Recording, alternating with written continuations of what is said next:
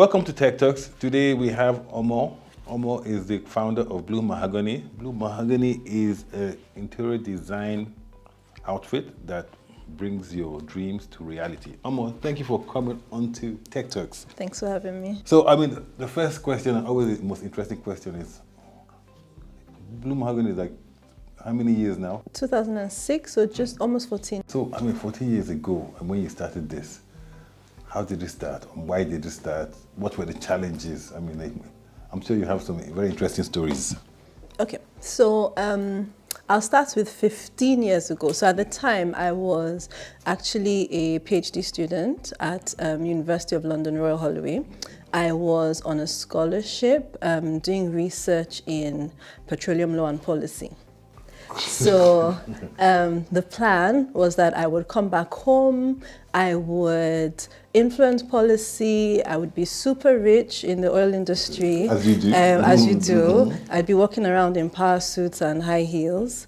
And it was an interesting picture, but I just knew deep down that path was not the right fit for me.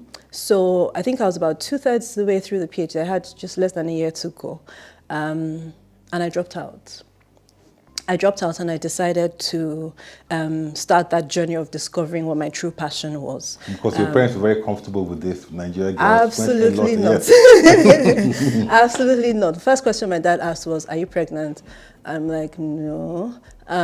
So initially it was difficult for them to swallow. It's like, what do you mean? What is interior design? You want to become a contractor, making curtains? What's that? So it took a little bit of convincing my parents that it was the right decision. Actually, my dad, that it was the right decision. But I just knew it was the right fit for me. How did you win over people? How did you build your credibility? Okay. So my very first client actually did not pay a lot of money. They paid me £20 and a bottle of red wine. Those were my fees for designing their home. But I was thankful for it because at the time what I was looking to do was build a portfolio, build a track record that I could come to people with and say, despite this small girl facade, here's what I've done earlier. So my first few years were literally just about taking any and every job that came my way. The idea was that I would get to a point where I wouldn't have to walk through the door and spend the first 10 minutes convincing you that, I was the right person for the job. How do you intend to scale? And scale means like if you have 20 jobs, you can't be in 20 places at the same time.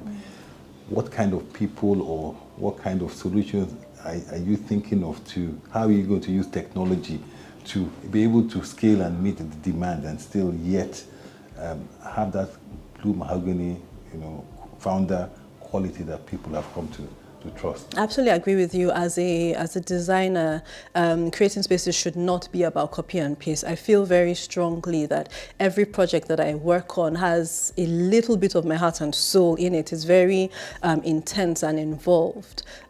So the issue really is not so much talent. I guess when you're talking about succession planning and all of that and scaling, it's not so much talent, but it's also finding and building a team of people that can run projects, right? So I'm very open and I'm very inclusive with my team.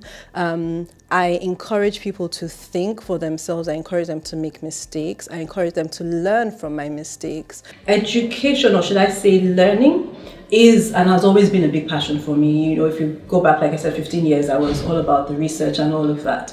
So I do believe very strongly that knowledge is power, right? So with IDAN, created a new initiative called Guide for Business. Now, the idea behind Guide for Business is providing training and a resource base for creative entrepreneurs. In the next couple of years, education is at the forefront of our key initiatives, and we will be working with a couple of universities and 1 or 2 private institutions to develop curricula for formal training of interior design, because that's an area that is still very much lacking. I remember when I wanted to retrain and become a designer, there was literally no school in Nigeria where you could study design. And it was so for, I guess, another 10 years or so while I was in the industry. Most people who had the professional, the formal training, had to leave the country, and that should not be the case. If we're trying to breed a crop of design professionals that can achieve heights greater than we have achieved now or that we could ever become, I feel that solid foundation of education, training, and continuous learning, and that's the legacy I'm hoping to leave behind. That's fantastic, and most of your members are small businesses. Absolutely. And part of not just being very good technically, but also making sure that you have those support systems to ensure that you can focus on your work. So Absolutely. things like marketing, HR, those are the kind of things that you want to enable your colleagues in that industry. Yes, because there are a lot of people who go into interior design purely because they have a passion, they feel they're creative, etc., and they jump into it without the business sense or learning all the other skills that come with running a sustainable business. And that leads me to my last question, which is part of that changing world, the future of work, the future of the home, as robots begin to take over jobs, as people, especially the new generation, decide that working in a classroom setting or a typical office setting is not their cup of tea. They want to work flexible hours. They don't want to come to work at all if they don't need to. So it means that for new businesses, there must be a redesign of what the work is.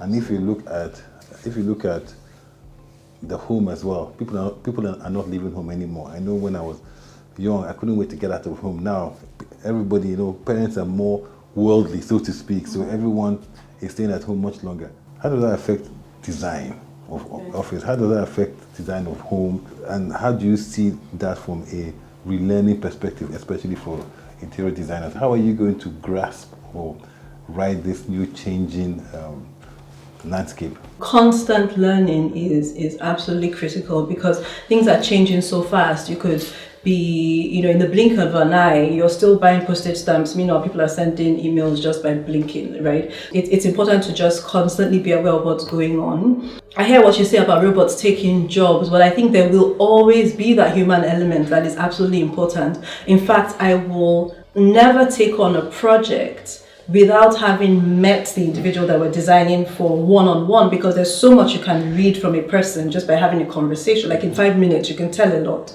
I'm not sure that they're designing robots yet that have that level of intelligence. I think the future is freedom of time, it's freedom of place, it's freedom of space, right? So people are demanding more. People are demanding that their spaces work for them differently. Somebody wants to be able to collaborate 1 minute, the next minute they want a quiet corner where they can work on their own.